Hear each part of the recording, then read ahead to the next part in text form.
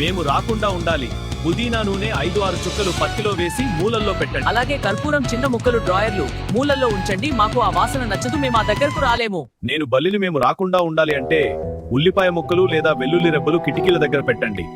అలాగే కర్పూరం ప్లస్ నెయ్యి కలిపి చిన్న గిన్నెలో పెట్టండి. గోడలపై వినిగర్ నీరు తుడవండి. మేము అస్సలు రాలేము. బొదెంకలు రాకుండా ఉండాలి అంటే పసుపు పొడి ప్లస్ ఉప్పు చీమలొచ్చే దారిలో చల్లండి. అలాగే నిమ్మరసం లేదా వినిగర్ తో నేల తుడవండి. తీపి పదార్థాలు బయట పెట్టవద్దు. ఓయ్, నేను సాలెపురకు మేము రాకుండా ఉండాలి అంటే వెనిగర్ ప్లస్ పెసే చేసి మూలలో చెక్కండి. అసలు రాలేము. మేము తెలుసు కదా, దోమలు రాకుండా ఉండాలంటే వేపాకులు లేదా ఎండిన నిమ్మతొక్కులు కాల్చితే దగ్గరకు రాకుండా ఉంటాయి.